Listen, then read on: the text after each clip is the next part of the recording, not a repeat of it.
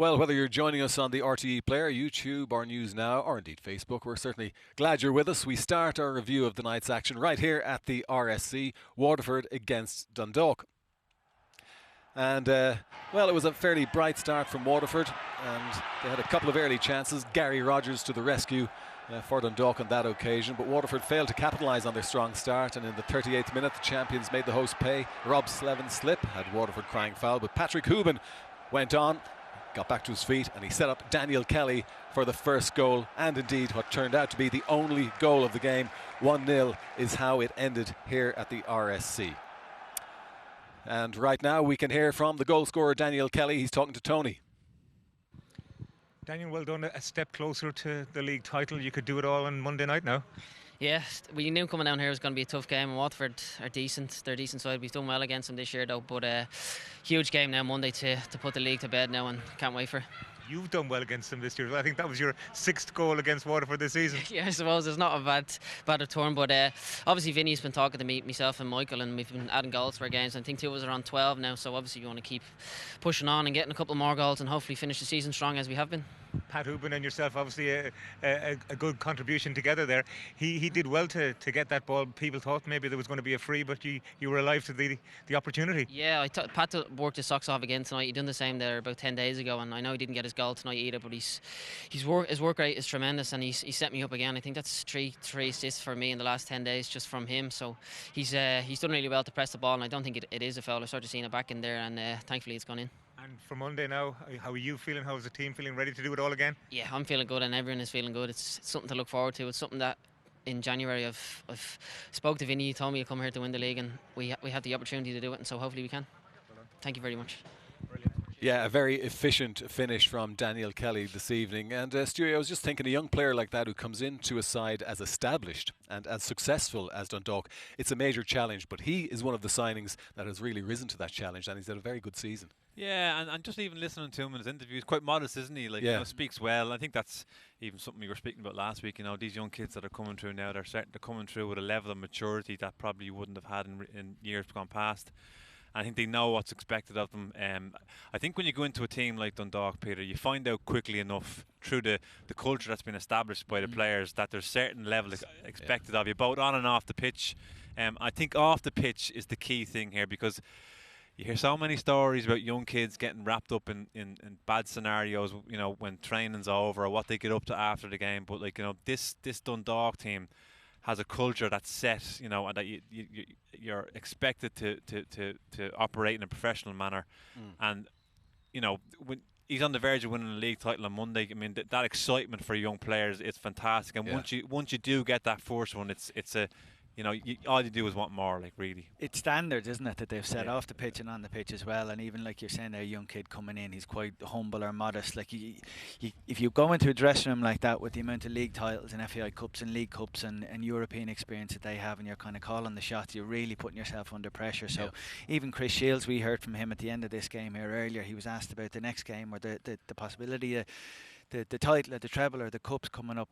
He's given the same answer that you hear repeatedly from the Dundalk players for the last number of years, no matter how high the stakes were or how many of us were getting excited about what they were doing. Just said, next game's important and we're going to focus on that.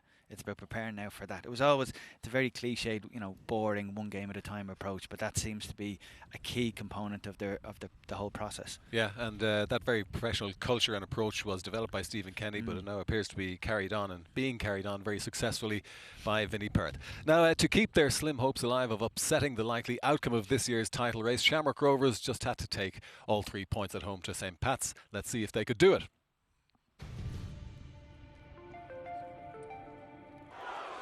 Well, St. Pat's almost took the lead in Tala after just 16 minutes after some good work by Mikey Drennan. He set up Kevin Toner, but former Northern Ireland international Alan Manus was more than equal to his effort. Well, Rovers almost took the lead on the stroke of half-time. This strike from Graham Burke seemed to move in the air, but Brendan Clark kept his eye on it to push it away from danger.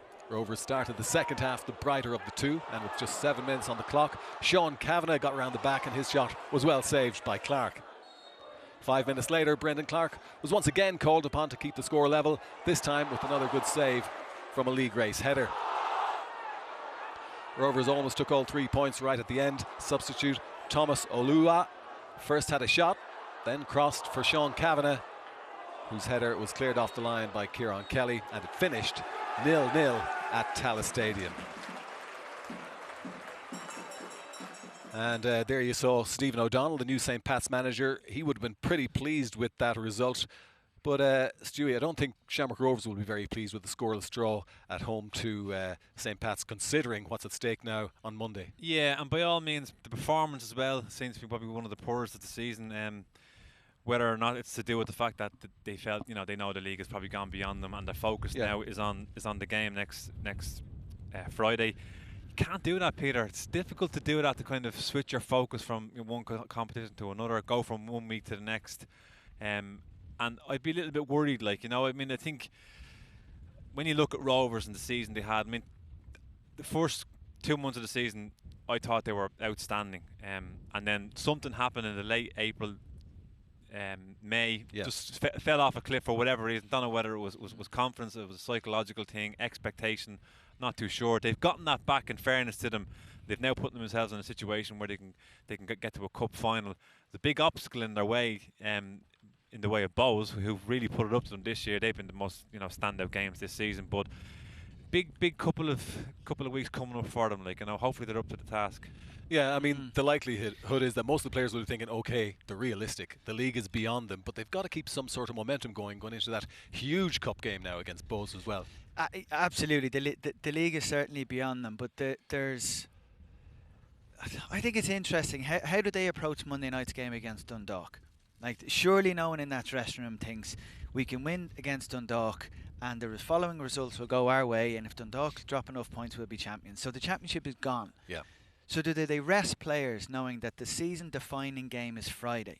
And it's not like they're playing against a team that they, got the measure of. It's Bows. Yeah. And it's a cup semi-final. It's a daily mount, right? So the toughest conditions that they could be facing, they're facing it on Friday. So what would you do if you're the manager? Do you think, right, well, we're playing Dundalk, we want to put down a psychological marker for next season? Because while we haven't toppled them as champions, we want to demonstrate we've gotten closer to them. Yeah. So we want to go one step further from the semi-final to go to the final this year, but we want to show Dundalk that we're hot in their heels for next season. Yeah. Or do we just go, season depends on us winning on Friday, the risk of an injury against Dundalk up there is too big a price to pay? What would you do, Stuart? I just know as a player, Peter, and I couldn't do that. If a manager came up to me and said, look, our eye is on next week, just take it easy on Monday or whatever. No, drop you, rest you. Not saying go out and give 60%. Totally get that, Stuart, sit in the bench, we need you for Friday. I couldn't do that as a player. I find it very difficult to. I could do that, or I could definitely stay out of a game. The manager would tell you. Or else you're not getting paid. But the idea of sort of being able to focus on a certain game and sort of maybe take your eye off that sort of thing, I personally found difficult as a player. Now look, I'm old now, Peter. It's all different. You're really pushing on. Yeah, I'm really getting on now. But when you look at the players now, there's an understanding that it's a squad rotation game. There's a certain thing expected of you. I would just be a little bit worried that they didn't perform well tonight, and they are stepping into a huge week for the football club, and it could all end in disaster next Friday. But the flip side, if you're Rovers, you're sitting there, go, okay, we didn't get the maximum points tonight, and we could give a good account of ourselves on Monday. If we avoid injury, win Friday, tonight's draw doesn't matter. No one's thinking about tonight's draw if they win on Friday, because they're going to be runners up in the league, and if they're cup finalists as well, that represents progress. Yeah, okay. It absolutely does. It's a job for the management team to get that right on Monday and get it right again at the weekend. But I was just thinking, isn't it a real tragedy in so many ways? The Shamrock Rovers Bows FAI Cup semi-final is taken on greater significance almost by the day, and they could probably get 20,000 into some ground. They can only get 4,000 into daily amount. That's a travesty. It is, unfortunately. I personally think that the semi-final should be a neutral venue, but I've listened to this argument over the last few days, and it's been a good one, though. What the Bows and Rovers fans will tell you is that they want that, because they want that kind of core group. They want that atmosphere, and as long as the core group get the tickets, they want it in. They want a small core, for the core fans. I get that, but I think that's an unfortunate. Think of the way financial of losses, though. I'm personally thinking of the development of the game and what this game could be. and it could be it could be a huge game, but unfortunately it's quite limited in that you're only going to get 4,000 into Dalymount Park. Okay, well, that's certainly a game we're looking forward to. Another one, of course, that you can see live here on RTE. Now, Derry City really have had an excellent season under Declan Devine, and were only beaten on penalties by Dundalk in last week's EA Sports Cup final, as we've already mentioned this evening. They also had a European place in their sights for next season, but could they take all 3 points from Bohs, the side just 2 points ahead of them in the table? So here's the table. Best chance of the cage first half fell to Derry City striker David Parkhouse, but James Talbot got down well to save at his feet to keep the scoreline at half-time. Level, I should say, at half-time. Derry had a brace of chances just after half-time. First off, Kieran Harkin showed some good improvisation to get a shot away, which was deflected just wide. And then from the resulting corner, Junior should have scored, but he headed off Paddy Kirk and the danger was over. Okay, so 0-0 at the Ryan McBride Brandywell Stadium. I mean, Derry City, Richie, have a game in hand, so there's every chance that they could take that third automatic qualifying place from Bohs. And Bohs also have the distraction of the Cup semi-final. They do, yeah.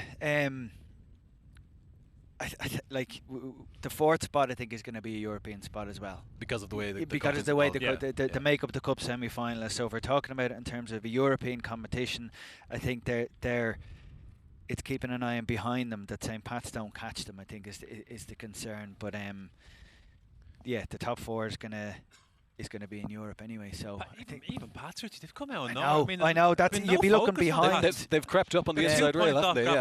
Yeah, I know. Yeah.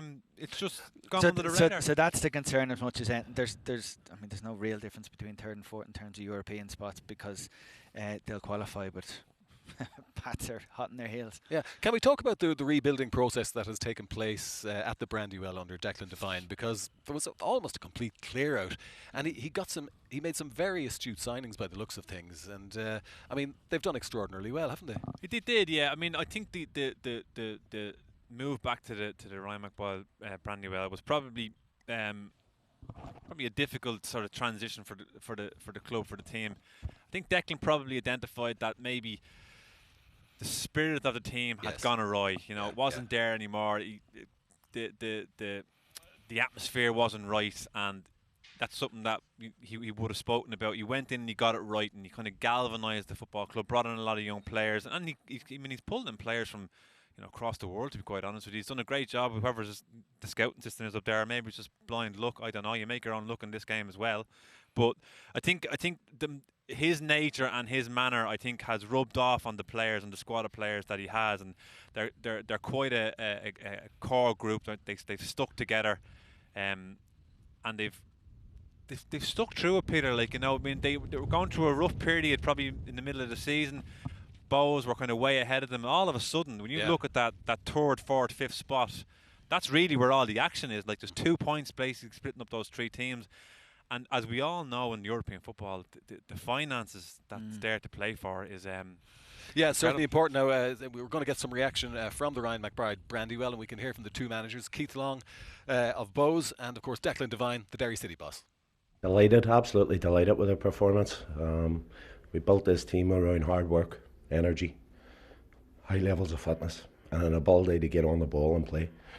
And we've had all those tonight. We had magnificent performances right throughout the team. Wasn't our night in front of goal, but we scored some great goals this year. But we have to give Bohemians credit. They've came here missing a few players, made a right good go at it. And I think that's a fantastic game for the League of Ireland to look back on and say it was two good teams. To come up here with the injury list that we have, 17, 18-year-old in the middle of the park, a 14-year-old coming on up front, Evan Ferguson, to make his debut for the club. So, it just shows you how stretched we are in terms of resources. But, really, I can't commend the players enough for the performance tonight. Okay, well, this time 12 months ago, you wouldn't have believed that Cork City would be struggling near the bottom of the table, but it's been a 2019 to forget for City, and tonight they were hoping to increase their points tally against Finn Harps, the side just below them and in that relegation playoff position.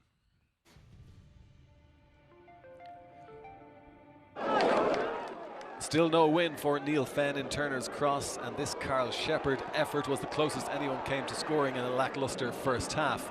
The game, though, sparked to life just 4 minutes after half-time when the home side were awarded a penalty for a foul on Mark O'Sullivan by Josh Smith.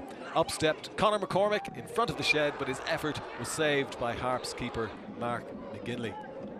Well, Harps almost took the lead and all 3 points in the last 10 minutes at the Cross, but this super save by Tyg Ryan from an equally good shot from Daniel O'Reilly kept the game at 0-0, meaning another game without a win for Neil Fenn.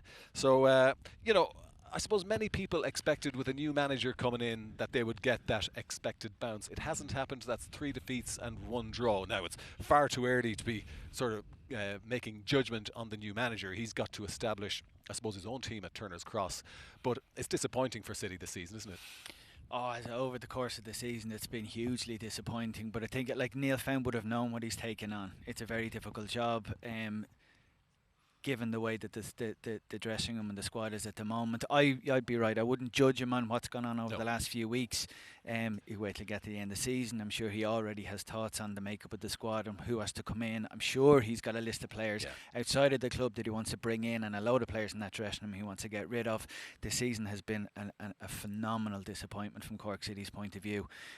Given what we've seen from them over the last few years, they just seem to have imploded altogether. So I don't think they're in danger of being caught by Finn Harps. Finn Harps, I don't think, have the capability of putting a kind of run together in the last few games that would make up a 7-point gap. So they're going to finish where they are at the moment, maybe one position higher. Yeah, Stewie, with fixtures running out, it now looks almost nailed on that Finn Harps will be in that relegation playoff spot.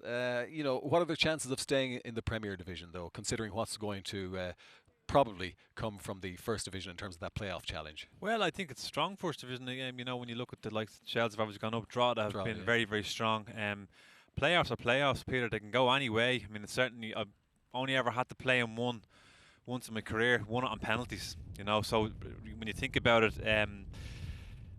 50-50 sort of a thing. It gets very, very tight, very nervous. There's a lot of tension in the air. They don't tend to be very, very good games. So a little bit of luck, you know, hard work, but it's always a difficult one to get through. Okay, so Cork City 0, Finn Harps 0. It finished at Turner's Cross, and we can now hear from the managers. Not to be your night again, considering the amount of possession you had. Is that a frustrating point? Yeah, that's the word that sums it up, really. Frustration. A lot of possession, not really any clear-cut chances. I thought Finn Harps defended the box well, but we didn't have enough quality and enough belief in the final third. There's other days where we weren't as resilient as that, to put it that way to you. You know, had Cork scored early, it might have been a different game completely. They had 1 or 2 chances, in fairness. Well, one in particular that they dragged wide just at the edge of the penalty area in the first half. The start of the second half, they were totally on top. We were backs to the wall stuff, but we gradually crept into it, and when they didn't score, we actually had 2 good chances to try and win it, although it would have been daylight robbery had we won it. An honest appraisal as always from Ollie Horgan. Sligo Rovers have a cup semi-final to look forward to, and Premier Division football next season. They're safe. Tonight they were at the Belfield Bowl facing a UCD side staring relegation straight in the face.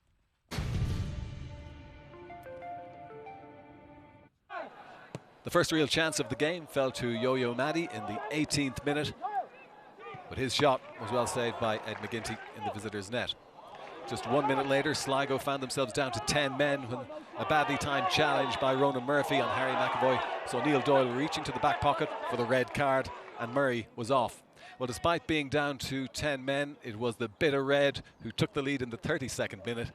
David Cawley took the corner, and while challenging for the ball with Chris Twadek, UCD keeper Conor Cairns punched it into his own net. Well, Sligo went 2 up just before half-time when Romeo Parks beat the offside trap, and after checking not once but twice with the assistant before deciding to put the ball beyond Cairns.